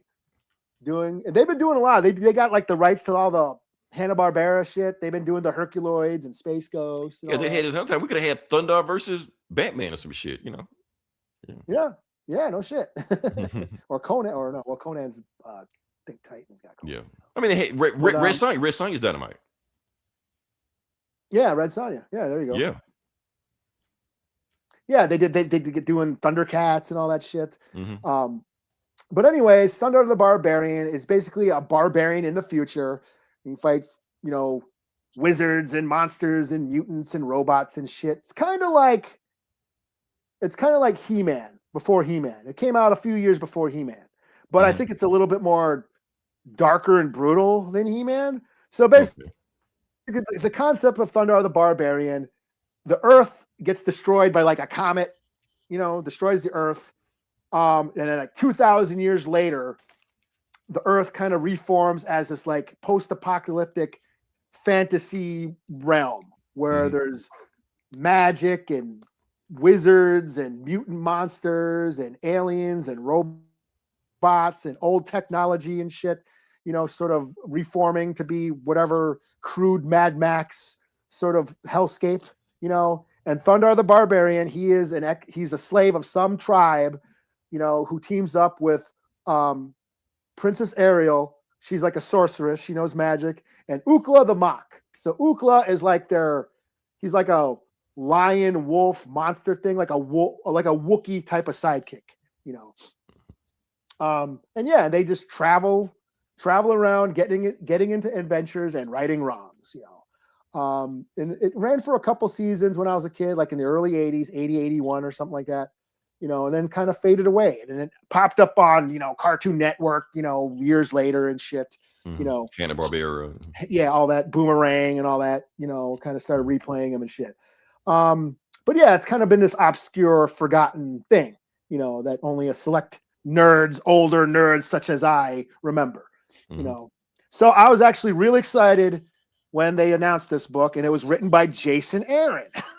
Oh, so they got a big time guy on this. Okay. Yeah.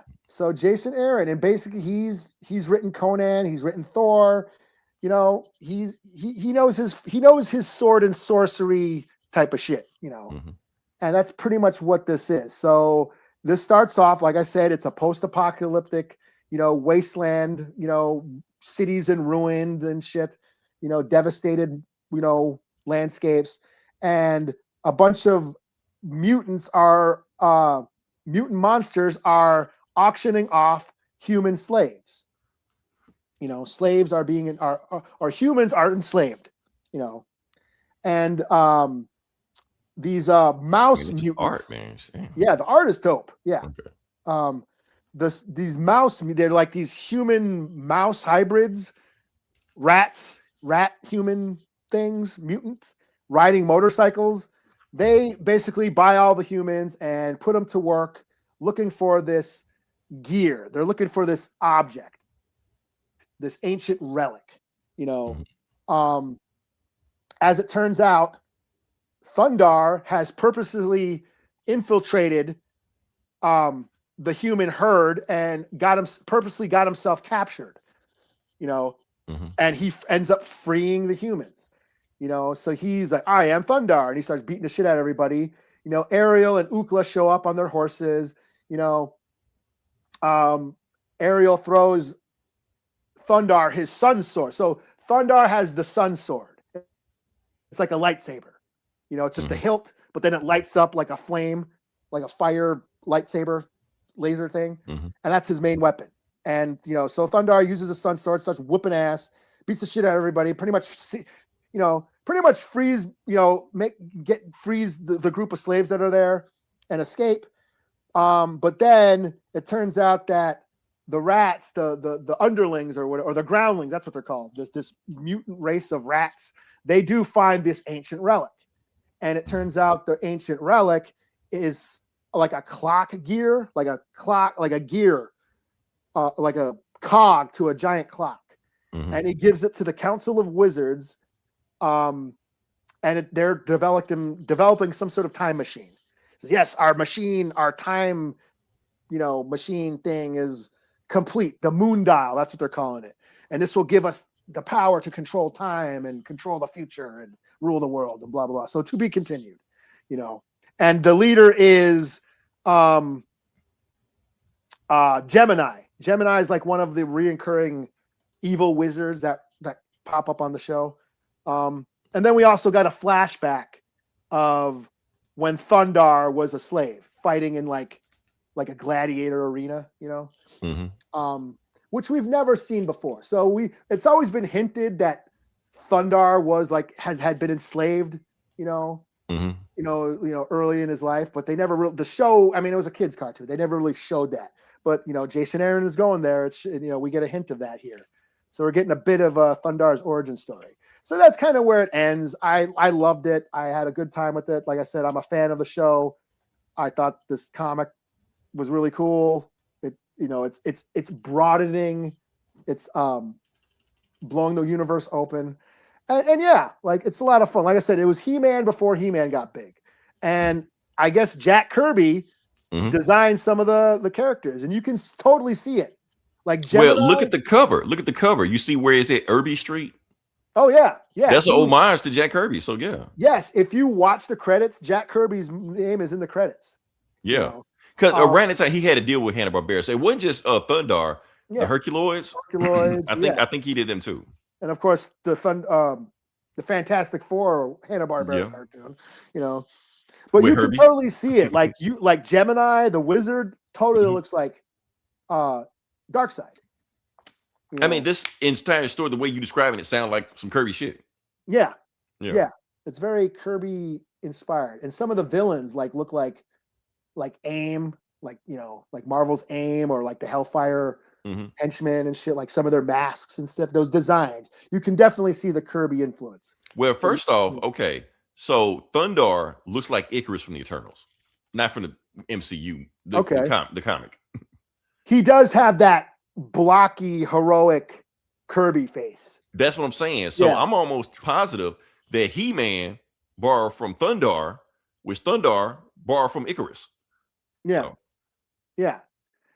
And so I'm really excited about this series. And I said, I showed you, I have the shirt, I have the DVD set. I always wanted the toys, I guess. So this here's a bit of history. Mego, the toy company, they got huge in the 70s making action figures. They were the first ones that made Marvel action figures, like posable action figures, and they had licenses to all these different properties, Star Trek, Planet of the Apes, and they were highly successful in the 70s. And then Star Wars came out. They didn't get the license to that. And they went from the 8-inch figures. Star Wars was like 3.5 inches. So everyone started doing the smaller figures. Mego ended up going out of business, among other things. There's a whole history. I mean, you could probably make a movie about the Mego, how the fall of Mego as a company. But right before they went out of business, they had the license to Thundarr the Barbarian, and they went into pre-production on designing toys for Thundarr the Barbarian show. But because they were going out of business, their budget was a lot lower. So they had to choose. They had two properties they had to choose from to go into production. It was either going to be the Thundarr the Barbarian toys or another property. They had to choose one because they didn't have it in the budget to do both. So they did not choose Thundarr the Barbarian. Do you know what they did choose? The Love Boat. The Love Boat. Yes, they decided to make Love Boat toys. Love Boat toy? I thought you meant Love Boat TV. Why? What? Yes. What was the name of the bartender on Love Boat? So He had it. I can't Yeah, remember his so name, but you know the guy I'm talking about. Yeah, Scooter, not Scooter. What's his Not name? Scooter. I forget his name. Isaac or something. Isaac. Yeah. So Isaac had a toy. Yeah, you could get an Isaac figure. Okay. So instead of making Thundarr the Barbarian toys, Mego decided to make Love Boat toys. Wow. Okay. Yeah, so that hurts my heart. Okay. But yeah, this gets a 4 out of 5, or 4.5 out of. The art is cool. 4.5 out of 5. Jason Aaron, doing Jason Aaron shit. Bringing his, brutal barbarian brutality to Thundarr the Barbarian. Yeah, 4.5 out of 5. I dug this. Can't wait to read more. And the fucking the variants, like the book is full. Like the variant covers are dope. All the variants that they put out, sweet shit. So yeah. Nice. Yep. All right. So next book I'm going to do is a relaunch of a story. Oh, also since it is, I almost thought we forgot it was Black History Month. Oh yeah. Yeah. So I gotta represent. Got to do my black book. Well, one of my black books, not the only one, but bam, Storm.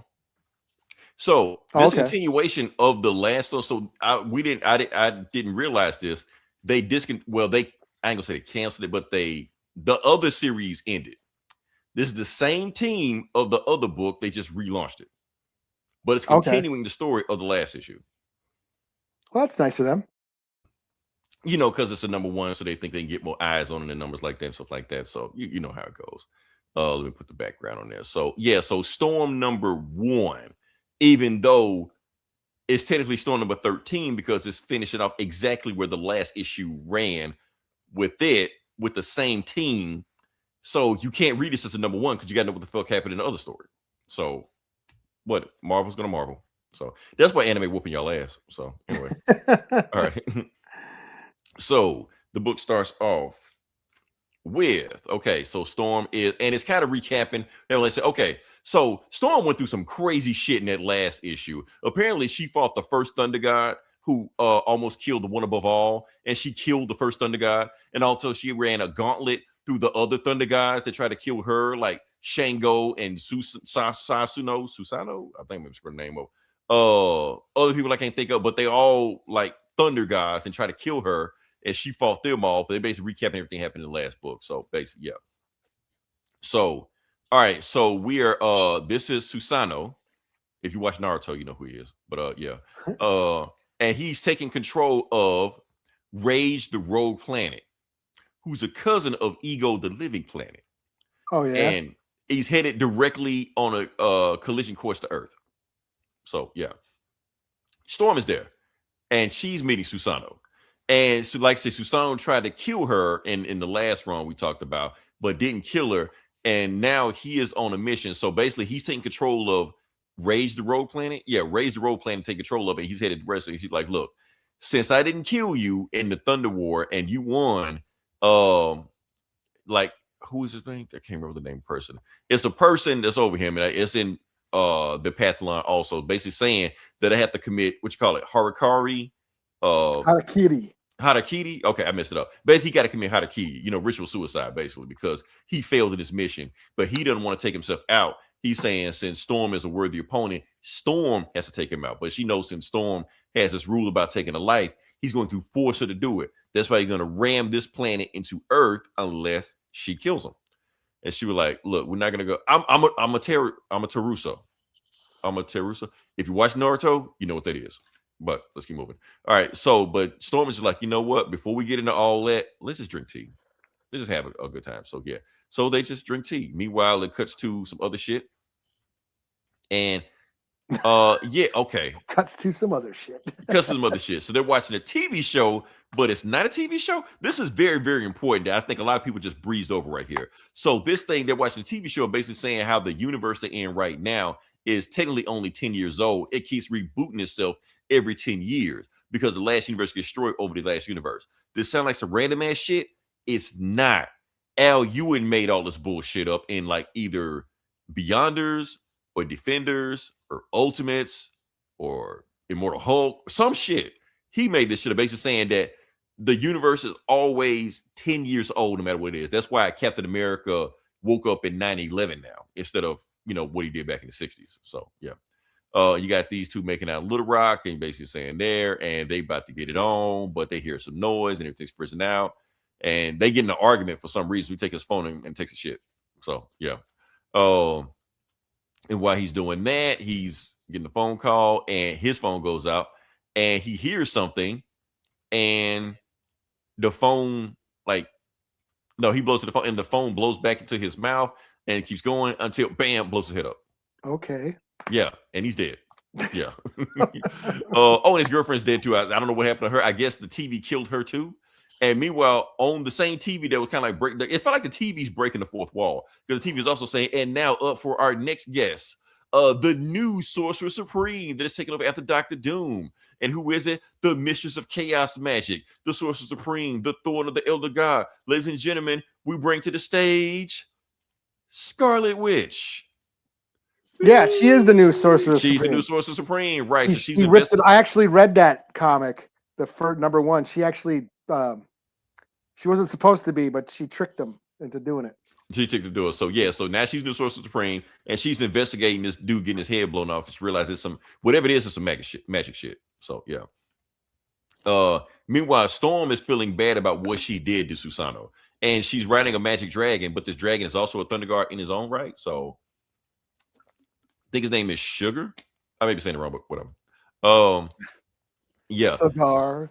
Yeah, cigar or something like that. So anyway, Storm poisoned the tea. Beta Ray Bill gave for the tea, and she said the tea can take out Asgardians and Olympians, so it'll take him out too. So he's stunned, but it doesn't kill him. It makes him weak enough for the Avengers to jump him. And what a Storm is going to do is put him, not kill him, but like trap him in a portal, some shit like that, in another dimension.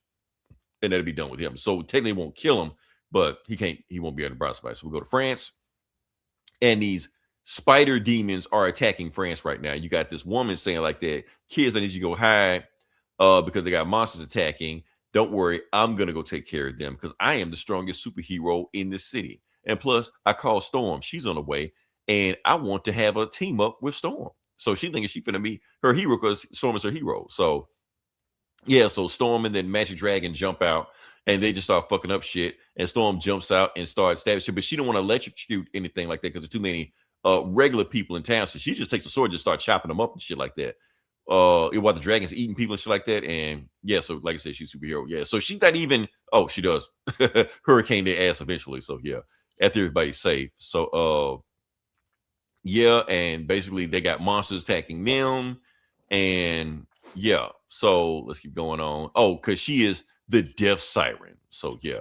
So and that's when Storm can sense that these monsters are coming from a certain place. I guess this place got a lot of lava and magma pulses there. So what she's doing, she's sensing where they're coming from. So she's kind of like meditating and shit while the demons are coming after her. Bam, the dragon is eating anybody that attacks Storm while she's like sensing where they are.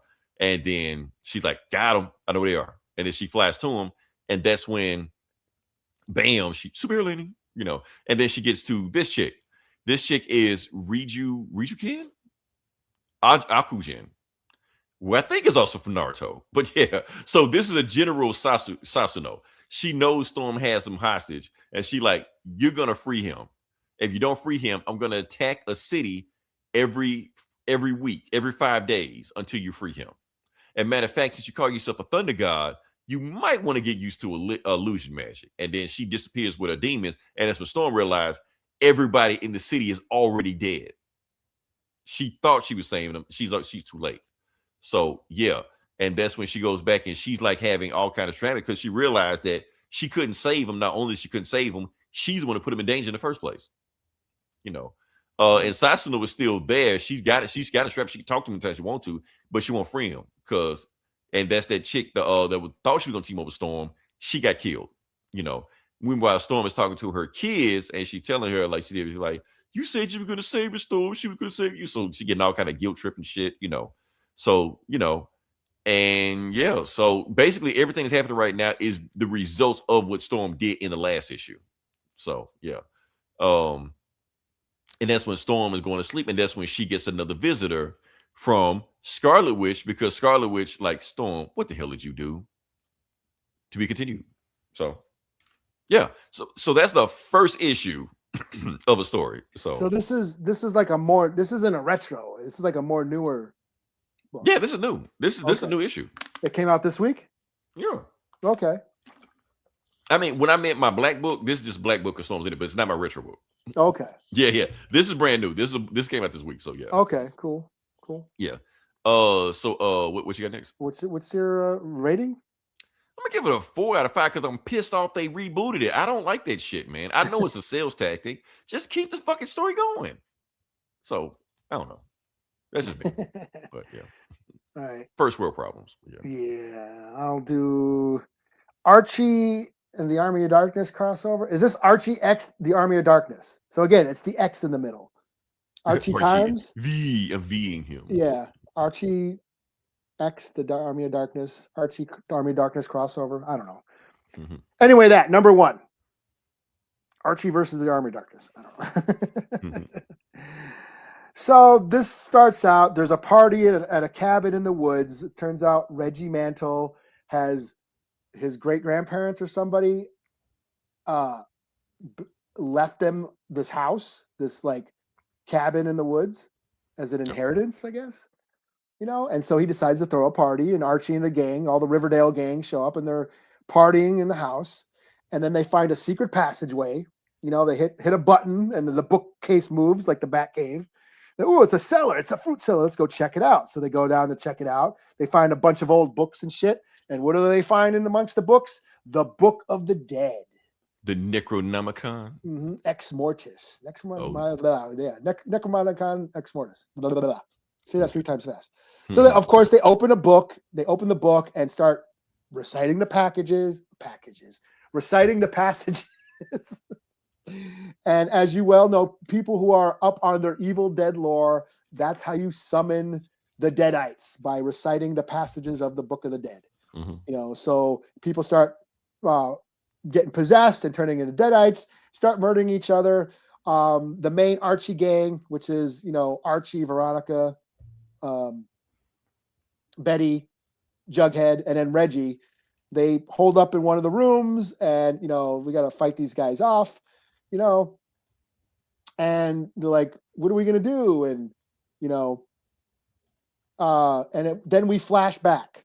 We go to a flashback. We cut to a month ago where Reggie is telling them, hey, I just inherited this cabin. I'm going to throw a party there. You guys should come. They're like, okay.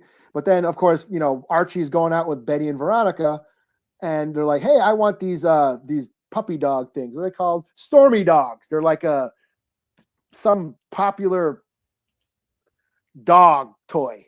I guess like a what's it called? Those what are those one pets like a Tickle Me Elmo or like a Cabbage Patch? What was those things? Those bird things in the 90s? You got me on that. I can't remember. Yeah. Anyways, it's a toy that everybody wants, and they're expensive, and they're hard to find because everybody's after them, and both Betty and Veronica want one, and they're like, hey, Archie, can you gonna get me one? I want one too, blah, blah, blah, blah, blah. So then we cut to, they're at Pop's, the malt shop, and he's talking to Jughead. He's like, damn, I need to get Betty and Veronica these fucking these dogs, but I don't know how I'm gonna get them and shit. Because, hey, well, a friend of mine works at this store and they're hiring, and they could probably hook you up. So, okay, I'll go apply. So Archie decides to go apply at this store. And what store is it? The S-Mart. So yes, for those up on their Evil Dead lore, S-Mart is where Ash works. Oh, okay. Right. So Archie goes, applies for the job. He gets hired. Okay, cool. On your first day of work, you'll get trained by our one guy here. One of our top guys, and it's Ash. Hey, Archie, let me train you and give you a tour of the place. So he gives him a tour and all that, he's like, hey, do you guys sell those like dog toys or whatever, those sport dogs or whatever, Stormy dogs or whatever? He says, oh yeah, we got them. Here, I'll hook you up. Here. He gives them both, gives them a couple of dogs. And then that's when he notices Ash has his metal hand. And hey, where'd you get that metal hand? And then Ash, well, that's a funny story. Let me tell you about that. And then we go into the Ash Evil Dead story, the Evil Dead lore, where Ash went to the cabin in the woods, found the Book of the Dead, recited the passages, Deadites, Evil Dead 2, Army of Darkness, all that stuff, we get a sort of a whole catch up on Ash's at the further adventures of Ash and how he's sort of once and for a while. Hopefully those days are behind me. I think I slaughtered all the demons and I'm done with my demon slaying days are over. So anyways, let's go get trained let's continue on with your training. And then he passes a mirror and then Ash's reflection turns around and it's a Deadite.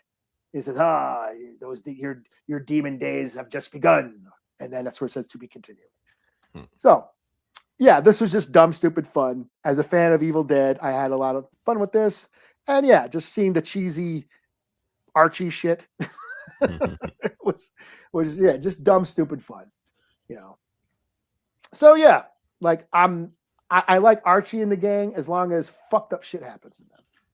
Like horror shit. So yeah, the Archie horror line. Yes, for those who've been listening to this show, I am a fan of the Archie horror books.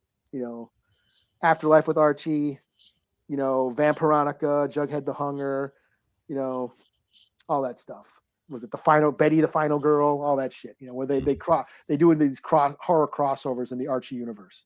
So yeah, this is a lot of fun, 4 out of 5, and I just may stick with this, Nice. So yeah. Okay. All right. So last week I'm going to do, this is my Black History superhero book. Okay.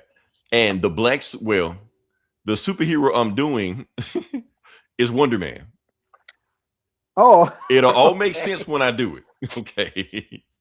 All right. So I'm doing Wonder Man. But don't worry, there was a black dude on the cover. So technically it counts. Okay. Now, the reason I'm doing this book, because I got to go in a little bit detail about Wonder Man. Okay, so I talked about Wonder Man last season. I went into all kind of detail about his backstory and stuff like that. I'm not going to recap it. What I will do is put a link over here, one of these, to our other podcasts where we did that. So I ain't gonna do that. But I left out a very specific detail. Wonder Man is a zombie. Okay. Yeah. Remember I told you that he died and came back to life? Well, that's how he came back to life. But here's the thing. Since the Comics Code Authority was in the 70s, had like some stiff rules on it, they couldn't call him a zombie. He was a Zavimbi. Okay. I don't know if that sounds familiar to or not like that, but yeah. Not. Okay, so that's how they got around the Comics Code Authority. So he's not a zombie, he's a Zavimbi. Just letting you know that. So we're gonna go forward with that. So hey, get around that. But we know what it is. So yeah. All right. So oh shoot, I messed up. All right, so let's get to it. We're gonna talk about that and why that, and we're gonna talk about who the black dude is on the cover also. So he's very much tied into this. So the book starts off. Okay, so like I said, this is a Wonder Man book. Now remember, I said Wonder Man died. So this is actually the first issue where he came back, but he just woke up and he's like lumbering and shit like that. And he's pointing at Venom, stole my mind. Because like I said, Vision's memory is the same as Wonder Man. So Wonder Man just pointing at him like you stole my mind. So he's about to attack Vision, and then he just passes out. So yeah. And then like, I don't know what the fuck happened here. So, they got the people here because they just announced their new roster and stuff like that. So that's why they got this big press conference out here. And now they see Wonder Man's popping up like, hey, when he dead? Why is he back? And they basically just take him into the house and, while everybody's standing there. So they visit him, stuff like that. They were like, yeah, Wonder Man's, he's alive again. We don't know how. We don't know how he came back, but he's back. So yeah. Oh, Beast on the team. Beast just joined the Avengers. So yeah, I think he just joined the Avengers like 2 issues ago. So yeah. And meanwhile, the voice investigation was going on. And this is Jarvis. Jarvis is a dude. So yeah. Yeah, he's a butler. He's a butler, yeah. The reason he's not a butler in the MCU because they thought he was too close to Alfred, so they decided to change it, turn to AI and shit like that. Mm-hmm. But yeah, anyway, he gets pissed off, kick this reporter off the premises, and shuts the door on him and stuff like that. So they're visiting, seeing what's going on. They were like he's alive, but there's nobody there. They like the engine's running, but there's nobody driving. So yeah, so we don't know what the fuck's going on. And that's when he kind of wakes up and still don't know what the fuck's going on. And it's like some kind of damn monster movie. I don't know what the hell going on with this one. He just says some weird shit, silver shadow, reaching hand. And like that didn't make any damn sense. And that's when Wanda just like, I'm tired of this. I'm gonna go investigate. So Wanda just goes outside and she's like, I'm gonna find some answers. She goes in and she sees the press conference outside and the paparazzi and stuff like that waiting outside. And she just does some hex magic and just hurricanes everybody the fuck up out of there. It's like always him. So because Wonder Man was in a crate when he was delivered to them, so she decides to examine the crate. Now she could give it to Tony and have him running through his machine, shit like that, and find out where it came from. She's like, nah, I ain't doing all this shit. She been training with Agatha, so she decided to use her magic powers from there. So she does some magic whammy jammy and blah blah blah, and she gets this vision of this fire and this ritual and people dancing around and stuff like that, and also a swamp. She like New Orleans. He's in New Orleans. That's how I know it's a black book. They're going to New Orleans. So yeah. So she's just like, okay, why don't you find out? Like, I know where he is, and I know where he came from, and I know what he is. He's one of the Walking Dead, a Zavimbi. So did Robert Kirkman steal it from them? Maybe. I don't know. So they decide to get on the Quinjet and head to New Orleans. So yeah, so this first time they got Wonder Man light up right there, and they're sitting there talking what's going on. They just like, okay, this wish here. Like I said, the Comics Code Authority, like I said, we're in the 70s now in this book, but in the 60s, they would not allow any supernatural, any monsters wouldn't allow that. But they started being relaxed a little bit more. So now you start seeing like Morbius, Tomb of Dracula, Blade, Ghost Rider, shit like that. So that's when Beast is like, what, you think he really is a Zavimbi? Whatever the fuck they did, like, you tell me. And that's when Captain America just like, man, I fought a vampire back in World War II. We talked about it in Blood Hunt, but like that. And then Iron Man talked about, I just teamed up with Werewolf by Night the other day. There's some weird shit going on. Matter of fact, Beast, you want to talk? You look in the mirror. And Beast is like, man, fuck you, man. He doesn't say it because he want to get fired, but he says it in his head. But yeah. So they finally land in New Orleans. But Wanda's saying there's some kind of mystic thing over here, so can't pinpoint it. But we need to go into French Quarter and just ask around, see what's going on. So they go into French Quarter.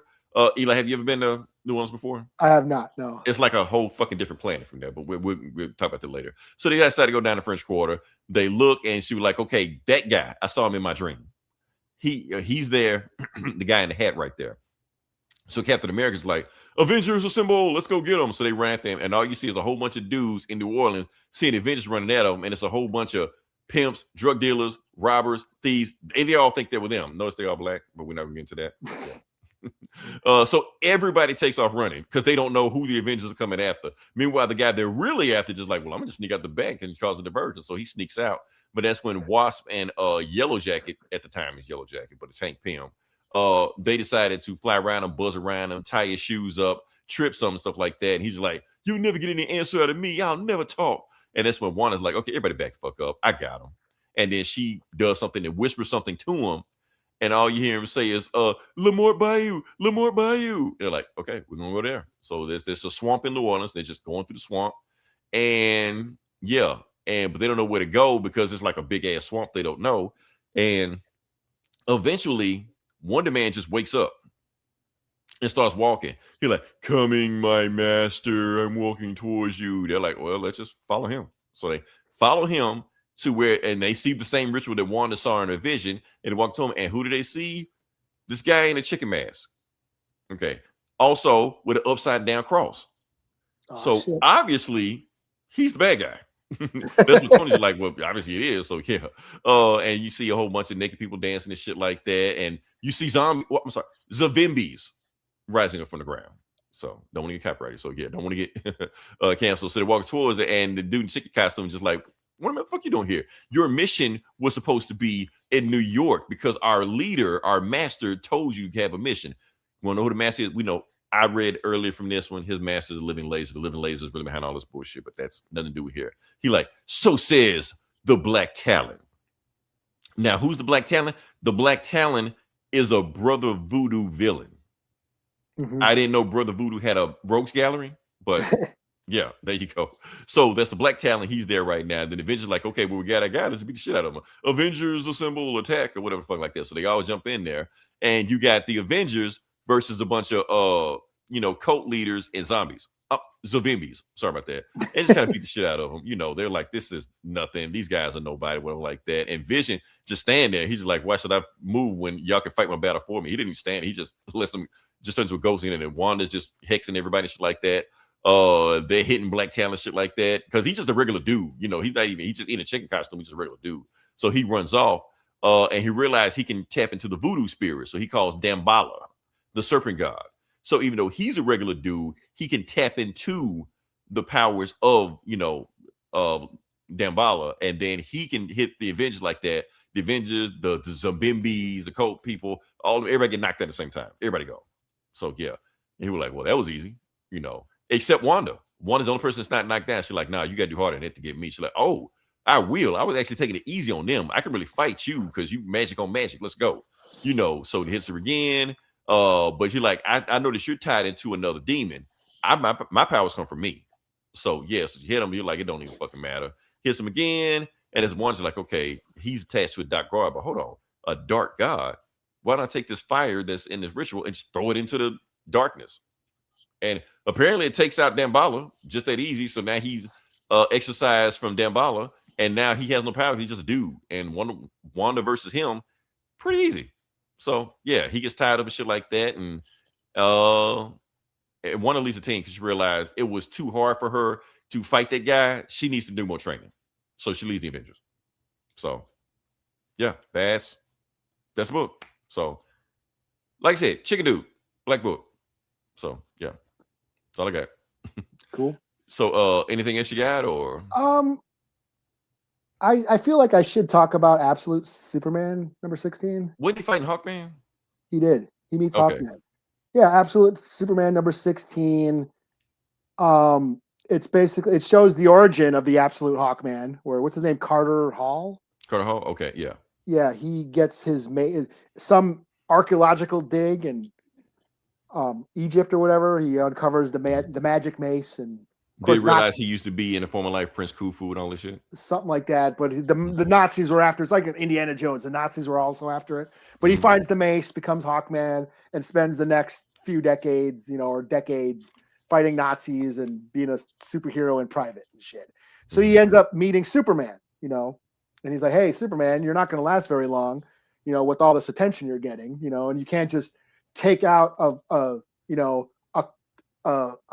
company like Lazarus without it having, that company's like one of those too big to fail corporations. Yeah, because Hawkman works for them in this universe. Yeah, it's like you can't just take him out without affecting the rest of the world, And Superman's like, well, they're a bunch of fascist fucking assholes. Like they shouldn't exist. He said, yeah, but you can't just, you don't just do things like that and without, there's a way to do things. And the reason why I've lasted this long is because I've kept a low profile.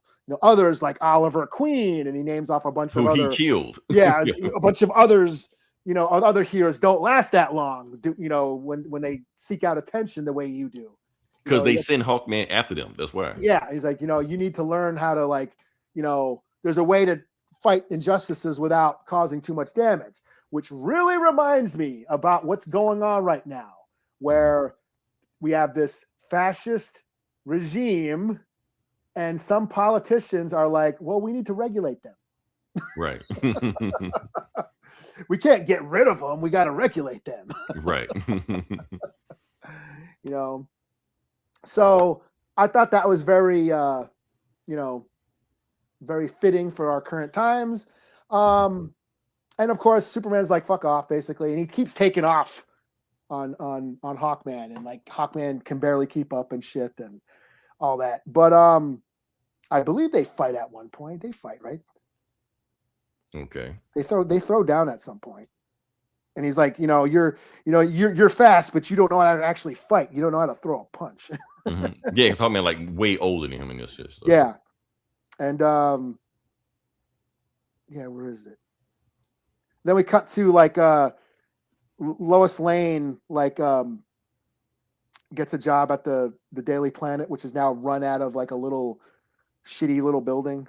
Perry White is like, yeah, I'll So she quit the military? Yeah, and she's gonna get a job. Her and Jimmy are gonna get a job. So yeah, so Hawkman and fucking Superman throw down,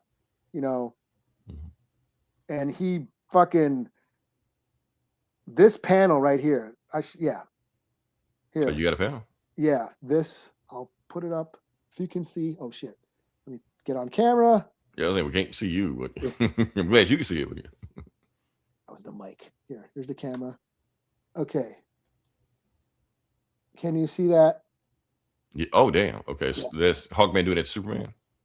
No, that was Superman doing that to Hawkman. Okay, gotcha. Okay. Yeah. But then for some reason, a monster shows up. Yeah, there's a monster that shows up. Some of the peacemakers were fucking around, and they released some kind of parasite that grows in, kind of like in the movie, like a little thing that grows into this big kaiju thing, you know.